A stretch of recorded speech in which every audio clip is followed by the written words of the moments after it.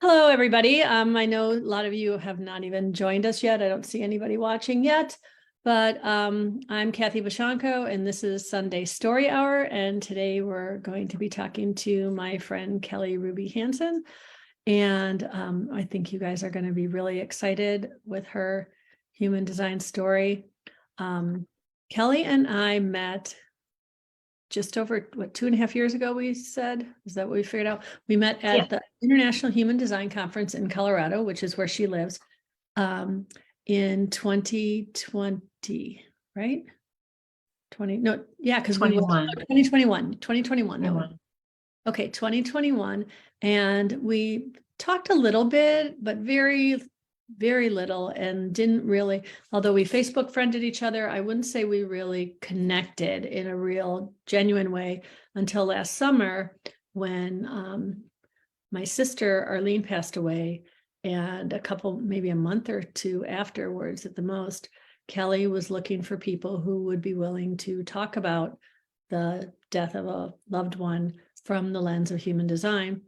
And so of course I was totally into that. And I still, I cannot thank you enough for that experience. It makes me cry to think about it, because it was the most healing thing that I've still experienced around her death. So with that said, I just want you guys to know that Kelly is a really special person to me. And I hope that you guys enjoy her story. I haven't heard probably all of it. So, because we tend to just get into whatever we're talking about. So I want to start out by saying thank you for doing this. And I need to give you something to respond to. I've just been babbling, but I'm wondering if you would want to tell us how you were introduced to human design. Yeah, I can do that. And thanks for thinking of me and having me come on. This is great. I love what you're doing. So how I was introduced to human design. Well, I met Robin Wynn in our authors group. And before that, I didn't know anything about human design, and I signed up for her weather reports. And I remember I would get this information, and I remember looking at it and being like, oh yeah, this is cool. That's a lot of information that I don't understand, blankly looking at a chart, being overwhelmed by the potential, because of my analytical mind, I could see the potential of everything that was there, even though I didn't know the information. So I did a session with her where she went over my chart, and it really, what she was saying, what she was seeing really resonated with me. It really validated my lived experience, and it confirmed a lot of things. So it's not like in that first brush with human design that I learned shocking things that I didn't know about myself at that point. I think the more I've gotten into human design, the more it's pushed on learning things that I didn't know about myself. But in the beginning, it was really confirming. So that was my first experience. And then as soon as I started training with Robin, I immediately signed up for the human design conference that Kathy was talking about, that we met.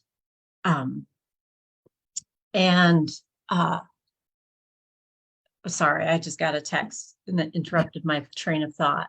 So Kathy and I met at that human design conference, and I remember really being overwhelmed by all the information. But the way I tend to learn is I will just dive in and just immerse myself in the information. And even though I didn't know, it was I knew information, I knew the words that were coming out, but I didn't have a full understanding. I felt like the more I spent time in that language and in that environment with people who did have a good understanding, the better I would be. So, and it did work out. So it was great, because I started learning about human design. I got to meet a lot of great people, and then now here I am. Great. I'm trying to, do things on the fly here. And I thought, oh, I need to drop her chart in the chat for you. And of course, the way I thought it was going to work isn't really working. So let me just finish doing this. But I did want to clarify, you were saying that you had, no, that's not going to work. So you were saying that you had met Robin Wynn, which for those who don't know, Robin Wynn is a best-selling human design author of now 4 books, right? I think at the time she maybe had, I'm not sure what one she was working on her profile book when you met her, The Lines of the Profile. Yeah. Well, I think, yeah. I don't remember at the time, but she had at least 1 book. Yeah. And I wrote my book, you can see back there, Death Doula. Yeah, that's what I was going to say is, and Kelly was writing her book about and it's called Death Doula. End of life. Yeah. Death Doula, end of tools and techniques for end of life support. Right. Okay. So, so very different worlds that you were coming from, right? And so,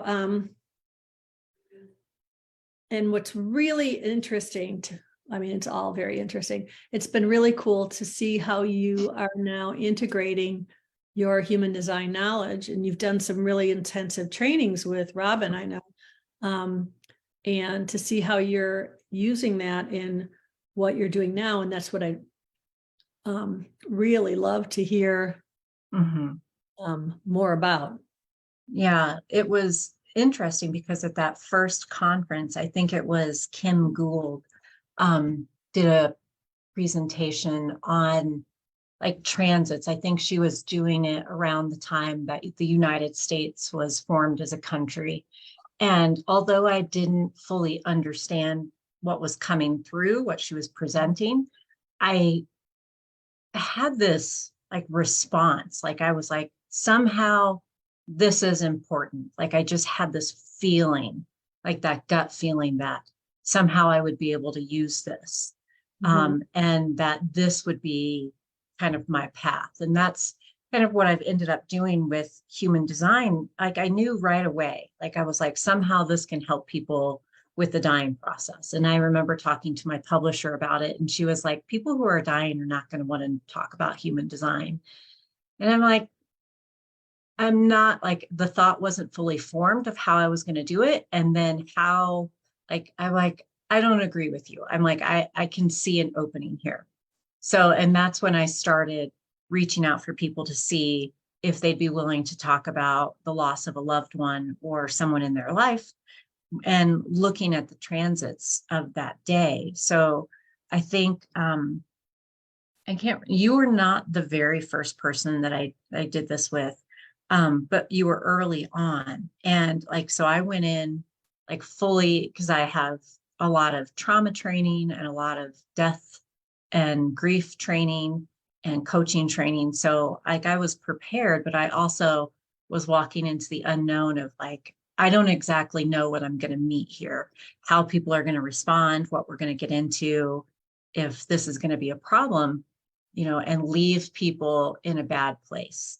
So as we were talking, and as I started working with it, it really opened up, and the combination of human design and working with grief and the dying process, to me, match beautifully. So, and in that, I remember actually the first time, like I had the opportunity to do this, to blend the two, was when my friend Mike came to town from Wisconsin. He drove all the way from Wisconsin to Colorado overnight because his dad died. And he went up and spent time in the mountains with his family, and he stayed with us afterwards when he was on the way to go back home. And we were standing in my kitchen, and we were talking about his loss. And then I just had the thought, I'm like, so what time did your dad die? And I started pulling up the transits for that. And as we were talking about this, I started exploring the themes of the gates that were activated during that time period. And we started really digging into it. And it was amazing how it cracked open the conversation, and how he got such a sense of peace and comfort, because he wasn't able to be present physically when his dad passed away. And that was very, very hard for him. But then he had a lot of signs when he was still, like the morning that his dad died, he had a lot of things happen that kind of confirmed that his dad was still with him and was thinking about him, and all the stuff you can get into with that. And from that, I thought, okay, this is my path. So I feel like I had the response at the convention or at the conference, and then was playing around and trying to find how, like, my response, like what it was telling me and how I would work with it. And then the universe just kept opening up things and showing me things. And then it's like I kind of followed, my own strategy and authority to find what the fit was with how I was going to work with this material. So it's worked out beautifully, I think. And I've gotten a lot of really good feedback from people who have done the work with me. So. Okay. I'm sorry if I seemed a little distracted. I just noticed that no one's watching yet, which seems odd. So I pinned the post. So it's now at the top of the group. So it should be easier for people to find if they can't find it. And if anybody has missed the first, however, what have we been on here, like 12, 13 minutes, they can watch that back in the replay when it posts afterwards. But yeah, I see it. Yeah, you see it? Okay, good. Yeah, I see it now. Okay, awesome. So, okay, so it's interesting. Now, I'm curious, because originally you said something about you spoke to someone about helping people who are dying with the human design process. And I know that with me, you helped me with the processing of my sister's death through the lens of the transits. But are you also doing stuff where you're using human design to actually help patients, or I don't know if you call them patients, clients, what's the term that you use? Yeah, just clients, clients. Well, it's interesting. So yes and no, because I don't know if a lot of people would agree that they function like me. I tend to interact with people with an understanding of the pillars of human design. Like although I may not know a person's type, I still interact with them. Like I'll test things out. Like I'll do something where I make sure that I'm really seeing them, or I'm inviting them, or, I'm letting them initiate. I kind of do that conversationally to try to get a feel for what type they might be. And an example I can use of this, which kind of pulls away from the question you asked, is in one of my trauma trainings, we have to break out into triads. So there'll be three of us, because it's on a Zoom call, and three of us will break out into a separate room, and we have to like act as the practitioner and the client. And I remember one time it was my turn to be the practitioner with these two women. And for some reason, my intuition just told me that this lady is a projector and this lady is a generator. So I approached the conversation, the practitioner client conversation, that way, and asked questions accordingly, asked open-ended questions with the person that I thought was a projector. Went phenomenal. Like she really went deep really fast. And then with the other person, I immediately started with asking yes and no questions. And she immediately went really deep, really fast. So following that, to get back to your question about if I'm using it with people in like who are dying, yes, but not, because the way I work with actual people who are dying right now is that I don't get a lot of background information on them. Like I don't usually get to talk to them before they are to the unconscious state. Like I walk in when they're already pretty close to dying. And so I just use that knowledge that, certain types need certain things. Like people need to be seen, they need to initiate, they need to respond, they need to have time. So I use that and just try to see what works best, how they interact with that approach. And from that, I can kind of get an idea of, okay, this person is probably this type. Even though I'm not actively thinking about it, I tend to just treat people that I meet in everyday life with those type of lens, with that type of lens and understanding. And it works really well. I mean, I recommend that to people who are not into human design. It's like, I teach them, I'm like, people want to be seen. People want to be able to start things. People want to be heard. People want something to respond to, and people need time. So even if I'm working with a person who isn't in the human design world, I teach them those things. Right. So now some people though, so I'm curious, because you're saying people, like you're saying these as those aren't all absolutes for everyone though, because like somebody who's very, like you're pure sacral, right? Yeah. So, when in the moment, right? So Yeah. you need to, um, so you just are saying you trust your intuition to know which of those things, Yeah. that's worked well for you.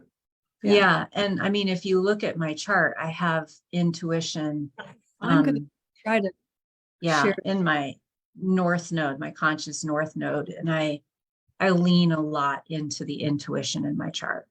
And I think that was one of the things that we talked about before we got on the call, was how my understanding of my human design has changed the narrative about myself. And I think that's one of the things, because I've always known Mhm. I had a lot of intuition. But this has really supported that understanding, and then leaning into like my incarnation cross, like that is huge. That was one of the big first things that was like, this really resonates with me. And especially that gate 56 and my conscious sun, and just that storytelling. So if you have worked with me, if you do know me, I do use a lot of stories in my way of explaining things to people, and my way of understanding too. So intuition and storytelling. And I mean, you can look through my chart, and like I'm trying there's, really bad to figure out how on my phone I can post your chart, because every time I try to do a comment, it's not letting me do, in this part of it, it's not allowing me to post the chart in the comments, because this is live chat. So it just lets, so what I might do is, I mean, I could share my screen here if people, but then I feel like that's going to distract from the conversation. But afterwards, I will put, when this all goes up for the replay, I will put Kelly's chart in the chat. And this is, I think everybody knows this is only my second one of these. So I'm still learning, trying to find ways. With the first one, I put the chart in the event comments, but then nobody saw it while we were talking either. So I'll figure out a way to do it, so that we'll be able to view it while we're talking next time. But yeah, so we didn't even say Kelly is a 4/6 pure generator. And tell me again, what's your incarnation cross? it's a right angle cross of laws too. Okay. And my daughter has the same incarnation cross too. So that's really cool. Really? Is it the same version, or is she the flipped version? No, same version. She was Yeah. born 2 days before me, 30 years after me. Wow. And what's her profile? She is a 2/4 emotional generator, Okay. quad split. Oh, So wow. Oh, I think we talked about that. Yeah. yeah, yeah. And you're, I'm not looking at your chart, so I'm not remembering. Are you single, or what is your Small split. okay. And what Yeah. gate did your split? Oh gosh, so many. Um, A lot you of them. always ask me that, and I'm like, Well, I if don't you have a know. lot, then it's not as big a deal. But when someone only has I think one, the or main, like 27 is a big one. yeah, Yeah, which is funny because that's also in my conscious Chiron, and I really feel that. Like my Chiron, I have, because in my work with people, I tend to go, and like being a death doula too, and working with trauma, I tend to go into those difficult, juicy spots. Like I'm really comfortable with that hard stuff. And so immediately that's one of the first things I'll look at with the chart is a person's Chiron, and see kind of what their pain points might be. And for me, mine's conscious 27 and unconscious 3. And I really feel that. Like I will have a history of trying to take responsibility for things that are not my own, and caring for things that may not be mine. And also kind of having struggling at the beginning, kind of difficulty getting going. So that was like a big eye-opening thing when learning that. And then another thing that was as I was learning my chart, and like charts of my family and all the information that was there, I carry gate 51 in my I'm a conscious south node. And like really felt that because I had a lot of experiences in my early life that were shocking. And so I had to, like, I had lived that and I knew that. But I had to almost process it again. Every time I do a trauma training or something like it, you have to work on your own stuff again. And even with human design, it makes me work on my own stuff. And it seems like it's like, I'll think, oh, I know this information. And then I'll look at a gate a different way. And I'm like, oh, I got to work on this again. And so with the 51, learning about that, that was kind of hard.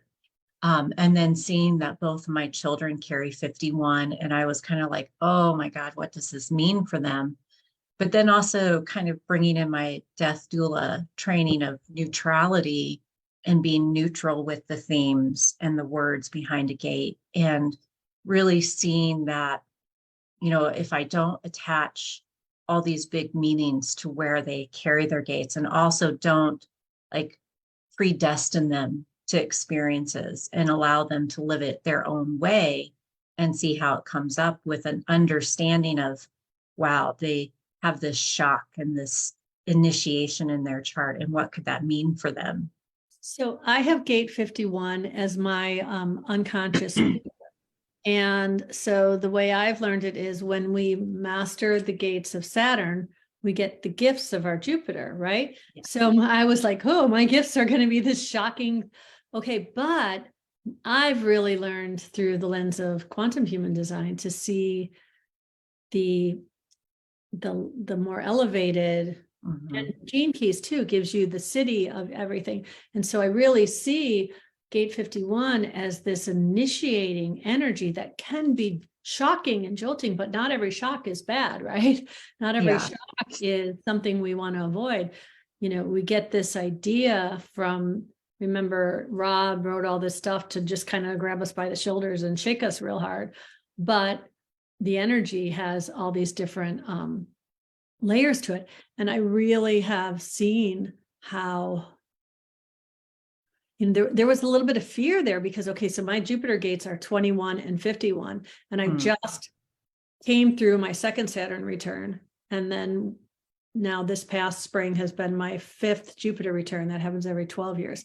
So I'm like, okay, now I've got that Saturn, and I really feel like this second Saturn return, it just hit me over the head. I was like, you know, almost, I mean, there are people who, I'm sure I had some conversations with you where I was really in this place of like, you know, the bitterness and all that stuff. But my Saturn gates are both gate 13, which are all about what's the narrative, what's the story I'm telling about myself and about my life, right? And it's funny because I really realized how much these Sunday story hours fit into my conscious moon, and my Saturn gates are all about not just telling a better story about who I am, but empowering others to do the same. So this just really feels correct. And then as I'm doing this, I'm getting the gifts of Jupiter, which 21 is all about managing resources, and 51 is initiating energy. So this just all feels like it is all really connected. And, you know, 51 is this beautiful energy that connects to gate 25. 51 comes off of the will center, for those of you who don't know, and it connects to the identity center. And it's how do our resources connect with who we are?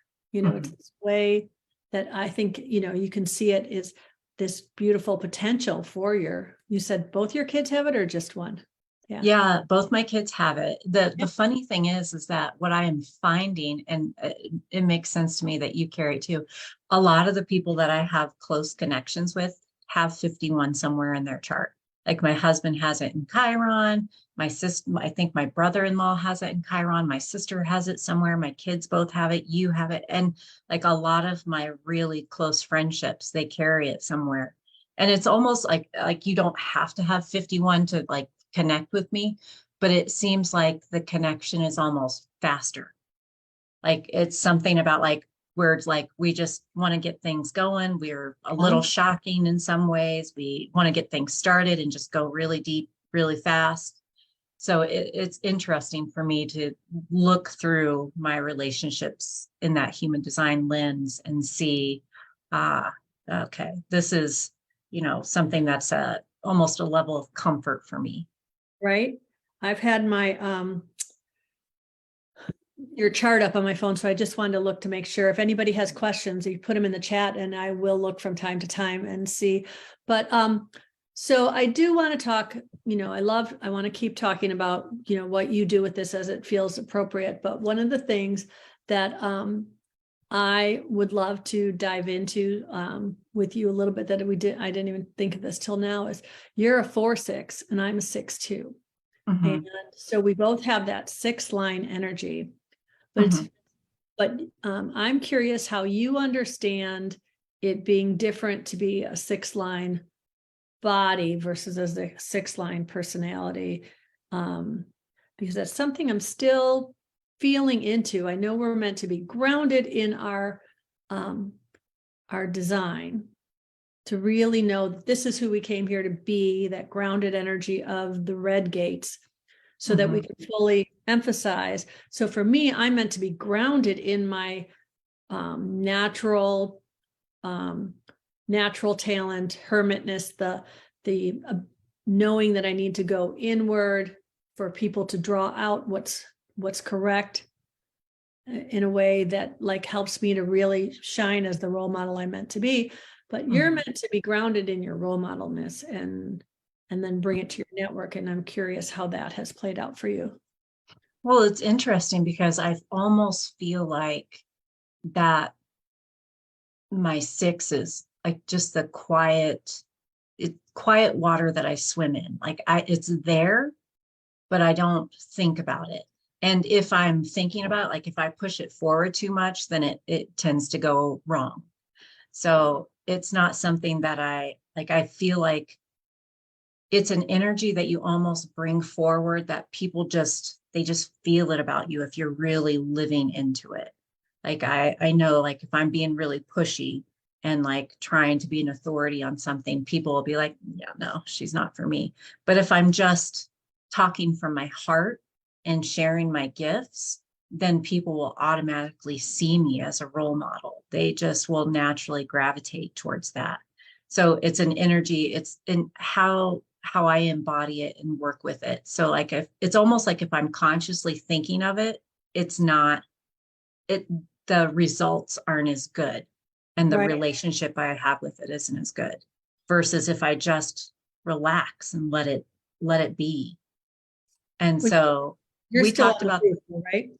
yeah, I'm 45. So, and I feel like, cause I have a little bit of a different thought process with that 6 and the triphasic thing too. I think like we go through that whole triphasic experience when we're doing something new. So like even later in life, if you were to start like doing meditation teaching, like there's still that same triphasic process to it. Like and like, cause I spent 20 years working in healthcare and in surgery, and how it was kind of triphasic too, because we were taught that you see one, do one, teach one as far as surgery. So you would get a chance to watch one, and then you had to actually do the surgery. And then after doing one, you were teaching one. And so I kind of equate that to that 6-line and triphasic thing too. So when I'm learning something, like I watch it, I watch how other people work with human design. And then I have to get in there and I have to do it, because immediately when I started learning human design, I started asking people, I'm like, are you willing to work with me? Are you willing to play with me and talk to me about this kind of stuff? Because I actually had to do it. And then on certain aspects of human design, now I'm in the teaching phase. So that's really interesting that you brought that up, because when I was just teaching a class on Sunday. We were talking about the lines of the profile, and one of the students, I guess, is, for lack of a better word, that just feels, I don't like the separation of levels, but one of the participants was a 6-2, and he's actually trained as a doctor. And we were talking about, I think actually his wife brought up how she felt that related to the 6th line. And so just to have 2 people bring that up so close to time. And I don't think anyone's ever brought that. It always feels like when things that, there's no coincidences. So I feel like I'm supposed to pay attention to that idea. It makes a lot of sense though, too. I've always seen the elements of all three parts of the sixth line in each part, because, even as a kid, people tended to look to me like for some kind of guidance and answers. And on the roof, even though I was trying to just take it all in and watch, everybody's always kind of watching me like, well, what would Kathy do, type of thing. So that makes sense. And it's a great way to put it. And I love the analogies in that.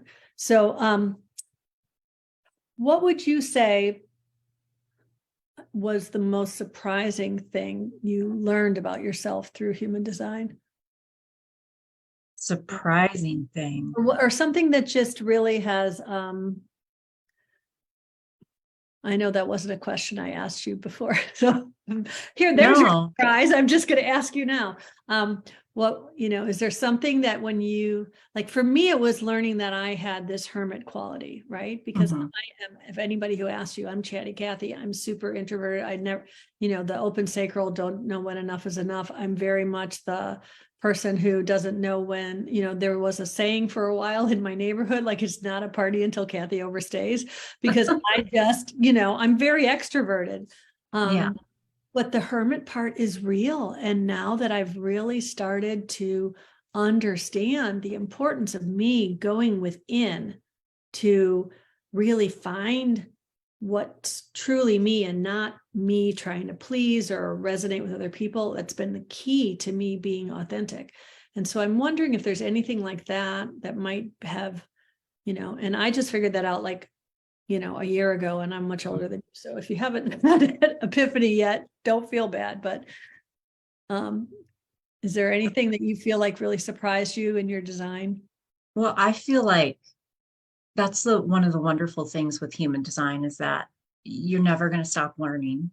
You're never going to stop processing stuff. And so as far as surprising, everything has been surprising in one way or another. Like for me, learning the information, some of it has been very validating and confirming, but even that stuff that's validating and confirming still can be surprising, because as you really take apart what is presented in your chart and like really look at it as an individual component, but then blend it with the other components, you can look at it so many different ways. And I'm not an originalist by any means. Like I'm not, I don't stick to the word of raw. I integrate like what's going on now in the world. I integrate all my other education and lived experiences. So I push boundaries, which I think goes back to my incarnation cross a little bit too, is that I like to know the boundaries and laws of a situation, so then I can look for loopholes or look for ways to push on those things. But I think one of the things that was really surprising and that I'm working with right now is my profile, and figuring out how I can best use my profile to interact with people and to work with people, because I am a practitioner and I am a mental health coach and a death doula, and I actively do work with people. So trying to see how I can best reach those people and how I can best serve those people, and also how I can best get into personal relationships with people. So like looking at my profile, like really leaning into that 6. And we talked about this in another conversation of how like I was networking with people and trying to be professional in a network that I wasn't fully grounded in my professionalism in yet. Like I don't view myself in that way, and they don't know me as a professional. They know me as like a medical professional, but not a coaching professional. And not having success in that group, and then having success in other groups who do know me as a coaching professional and see me as a role model. So that's been really surprising to actually put that into play and see the results.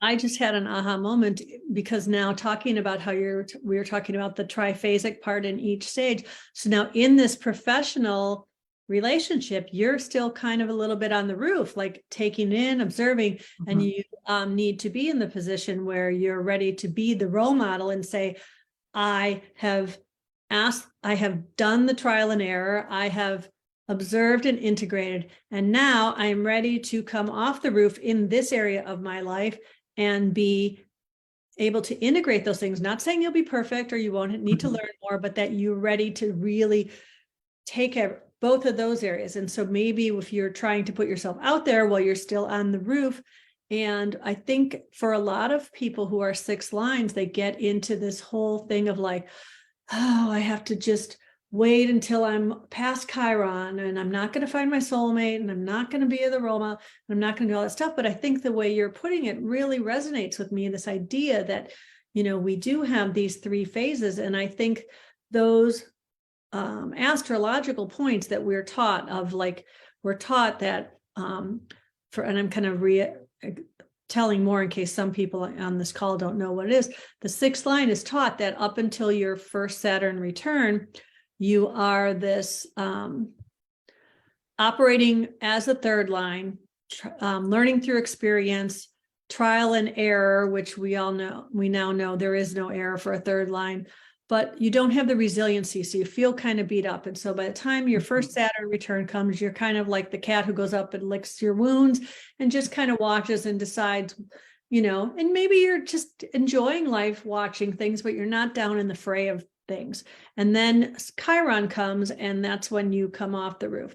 But that's saying that these things are automatically going to happen at that time. But that happens because Saturn, really at 29, if you haven't learned the lessons of Saturn, is going to beat the crap out of you. And you're going to feel really beat up and go up on the roof. But if you've already kind of like understood those lessons and taken a step back, you might go on the roof on your own a little bit earlier or later. And some people will be on the roof, and the lessons of Chiron. I always joke that, I didn't come off the roof gracefully. It's like Chiron pushed me off the roof and I rolled down some big hill and landed in a ditch somewhere. And, and then finally Saturn said, get up, and started smacking me all the way up, until I learned these lessons. Right. So it was not like I came off at 50 and all of a sudden it really took a lot of stuff. And so these planetary shifts push the lesson, but there are so many people now that are really doing the work of understanding things in a way that I don't know that they're all going to have to wait for those times to happen, right? So you learn your lessons of your Chiron, and I think it's different too. There's a whole thing about if you were born before or after the discovery of Chiron affects you differently. So that's the whole thing. I don't feel first on. I haven't thought about that. So but I noticed Jennifer asked, and I think this is a good time to answer. Jennifer was saying, can you remind me what it means when someone has two upper trigram numbers in their lines, that they are here for others? And so this is something that is always very confusing to people, because you have two numbers in your profile that are both transpersonal, but yet it's considered a right angle profile. And we're taught that right angle profiles are here for ourselves. But those numbers are here for others. So I'm curious, because I know you trained with Robin Wynn, who wrote this amazing book on profiles, and you work with her too. You didn't just train with her, you're a teaching assistant with her now also, for those of you who don't know. So I'd love you to speak to that question as a course. Yeah.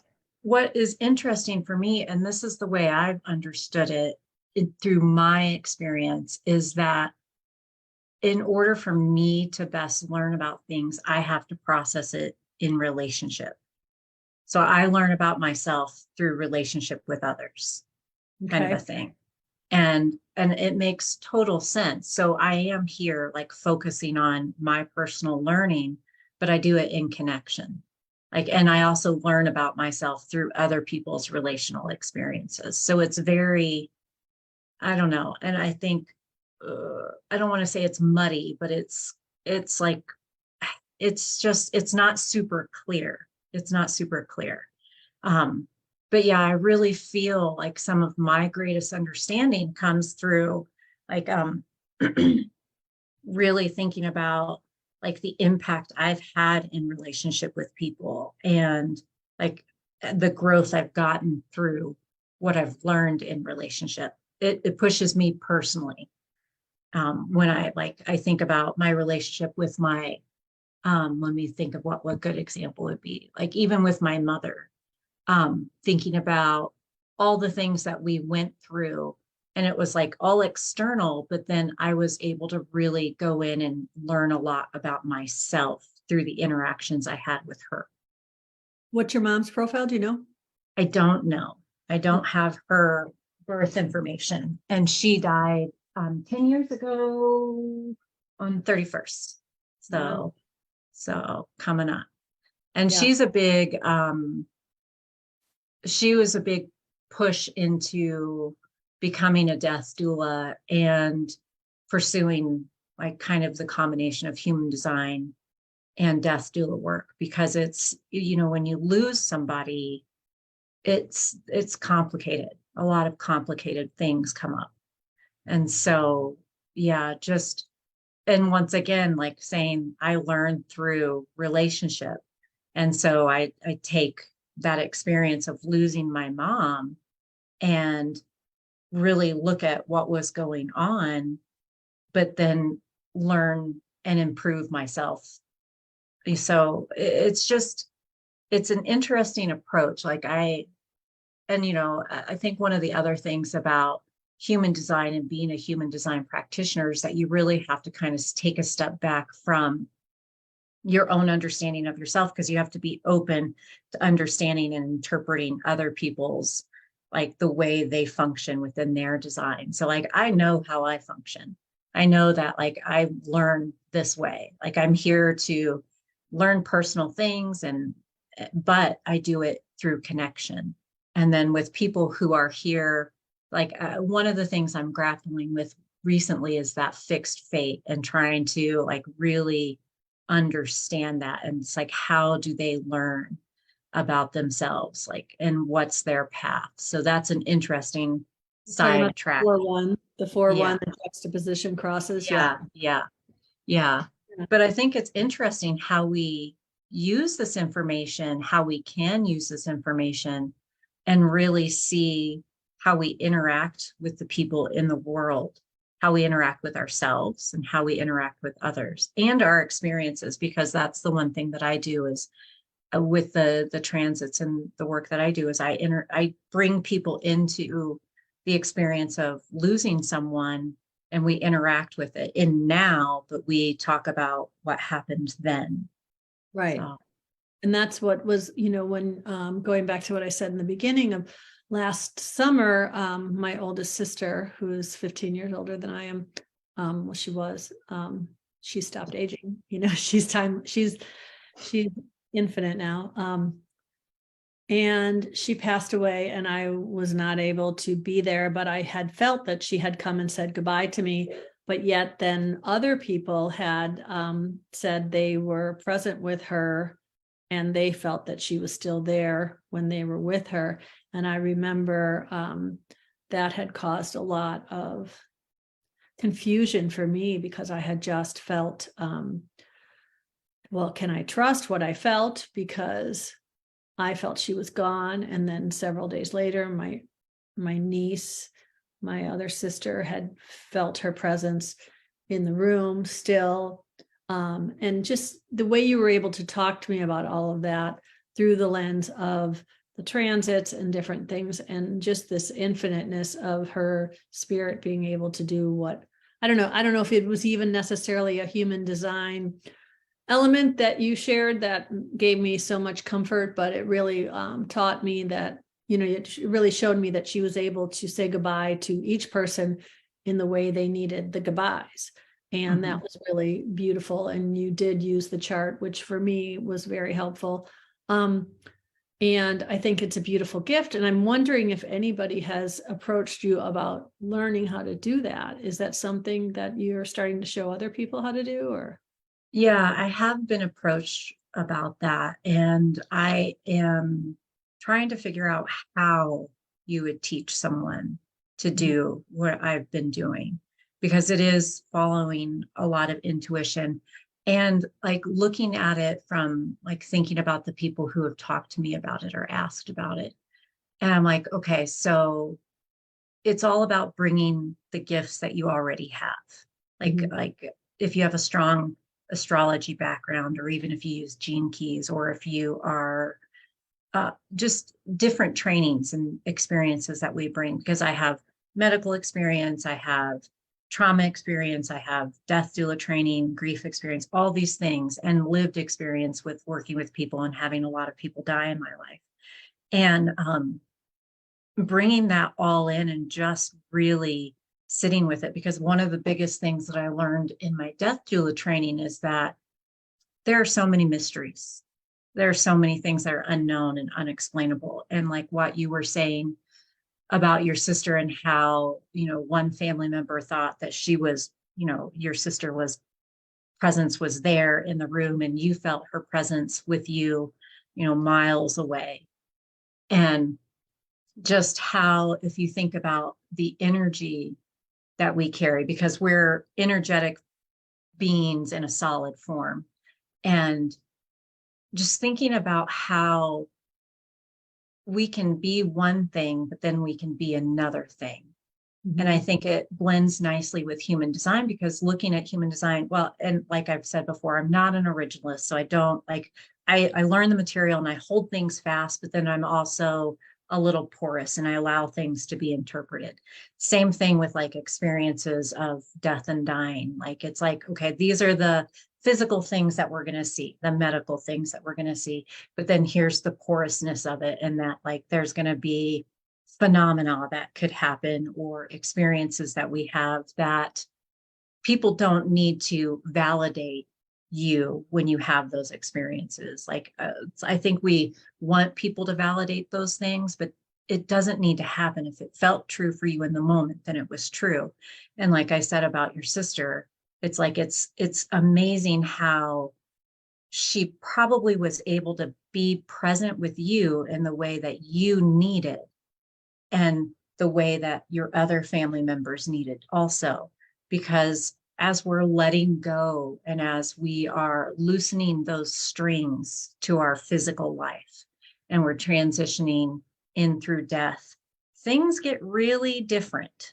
And we don't even have a firm grasp on like what it is. Like we have people who have near death experiences and they can share a little bit with us, but we don't have like, it's not like we can talk about surgery and we know these things. We don't have that with the dying process and every little thing that can happen.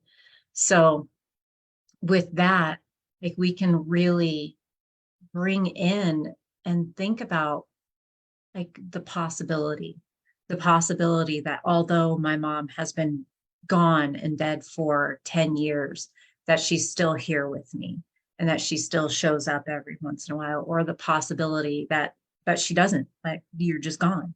um so it's, and I work with people that way, and we look at, when we're talking about a specific loss, like I really look at the chart and think about, well, I look at, for some reason, and following intuition, for some reason, I look at shapes. Shapes will come up every once in a while. And then other times, like I will, look at the themes of the gates, and it's a lot of question asking of what was going on in conversation.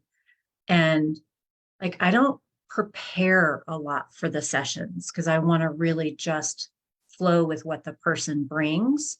So to get back to your original question, in teaching this, um, I'm very open to teaching how to do this. I'm very open to that. But I've been trying to figure out, like, it's got to be something that teaches people about like how to be a death doula, and how to be with death and dying, and how to have that open perspective on things. And then also how to really lean into the gifts of your chart and your lived experience, like the things you already know and the things that you already do, and how you can call on to those strengths and bring it as a gift to the person you're working with. Well, that's one of the things I notice in a lot of like human design communities. There's a lot of different groups that I've been members of, and where people are very much like, this is the rule of this, and this is the rule of this, and that's why this group is so different, because this is intuitive human design. This is the idea of, how do I use human design to unlock my own unique gifts, to unlock my intuition, and not get caught up in anybody's rules of, human design teaches that we have our own inner authority. So really learning to trust that. So it's hard when people want you to teach something and they want you to teach them very specific, tangible rules, because even the definitions of a gate are human words trying to explain these like infinite expressions of energy that, it's very limiting. So I can see where that, can get tricky, because people will be like this, and they need, you need to trust yourself enough to do the whole process. And I could talk to you forever, but I know I want to get to a point where, I want to remind people, if there's any other questions people have, to put them in the chat. But I did want to also, like I was mentioning before, with my Saturn gates in gate 13, my conscious moon gate 13, I'm really into this idea of these story hours as showing how you've been empowered through human design, and how it's helped you to change the narrative of how you see yourself. So I'm curious if you can just explain, tell us what you've changed about how you talk about yourself. Gosh. Well, I think how I've changed how I talk about myself, it's huge. I mean, like, I'm looking over to the side and looking at my chart, and it's like, I think you get so far along, or I've gotten so far along in learning things, that it's hard to go back and think about how things were before.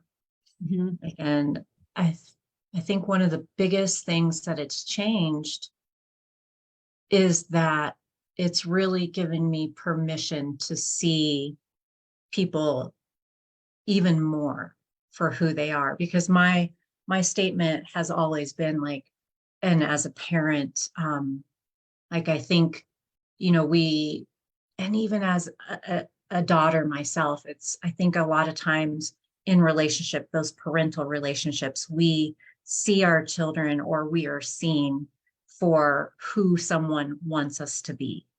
Like, your parents want you to be this, or your parents want you to be that, or you want your children to be this or that, instead of seeing them for who they actually are. And I've said that for years. Like, I wanted to see my kids for who they are and not who I want them to be. I want to genuinely know them and allow them to be who they are. Of course, within boundaries. You got to have boundaries and rules as parents. But human design has reinforced that and given me more tools and understanding of how to do that. Like, how, because with learning human design, like, I learned right away that the way we were parenting our son, who's a projector, an emotional projector, was right according to how we should have been parenting him. It was right in line with his authority and his type and strategy and all these things. It's worked out really, really well. And then I think, like, learning that about my daughter, seeing that she's a quad split and she's an emotional, there's so much understanding, and it just gives you space. It has given me space to be with people in that way that I say I want to be with them. Like, I want to see them for who they are, not who I want them to be. And same for my husband. So it's really been empowering in that it gives me, it's almost like, if you use the line, it gives me the receipts for what I'm saying I want to do. It's giving me the foundation to function in relationship the way I want to. And even if I don't know a person's human design, I still play with it. I still interact with people and allow them these things, and kind of intuitively follow them and see, this feels right. Now, it could be their conditioning that's showing up and responding to things, but I still will follow it and explore, that kind of a situation. And as you've seen that you are correct in more and more of these ways, I would imagine this is getting you to trust your intuition and instincts about people more and more. Is that? Mhm. Yeah. Oh yeah. I mean, I was always the intuition, like I said, I carry it in two places. I carry it in my conscious moon and my conscious north node. So it's really big with me. And I've had people in the past, because it was something that was really useful when I worked in surgery. And I've had some people in the past like tell me I was crazy or that's weird or how would I know those things. And now really being able to lean into it, and like I still don't like put it in people's faces. It's falling into that, that 6 line, that 4-6, that quietness with it. I'm like sometimes people don't want to accept it, and I'm like, well, that's telling me something too. If they're like that's not true. You can learn from people's acceptance, or they're pushing away from something. There's a lesson to be learned in every response you get from a person. Okay, well, this has been very enjoyable, and I hope other people have found it to be as interesting as I have. And I don't see any questions in the chat, but I did also want to say if people have questions for you, other than obviously the little ones they can put in the comments, but if someone wants to reach out to you, what's the best way for people to contact you? And then also maybe you can drop those contacts into the chat after this goes up. Absolutely. Yeah. They can just email me at kellyrubyhanson.com, kelly@rubyhanson.com. And then we can go from there, or Facebook messenger me. That's fine too. Okay. But that's the easiest way to reach out. And I do the grief work, which is very fulfilling. Like, I think it's my most sacred thing that I do with people, which is the human design, talking about a specific death date and really going in and getting to know the person who's died. And like, the interesting thing is that I've done a lot of this work too with people who have no clue about human design, and they still get a lot out of it. Like, you don't have to know human design. You don't have to want to know human design to like know that you need someone to help you in your grief. Yeah. And help you process a loss. Yeah. Awesome. Okay. Well, thank you so much. And I don't, like I said, I didn't see any more questions. So I just want to thank you for your time, and I hope everybody enjoyed it as much as I did. So yeah, it's always fun to talk to you. Yep. All right. Thanks. Bye. Thank you.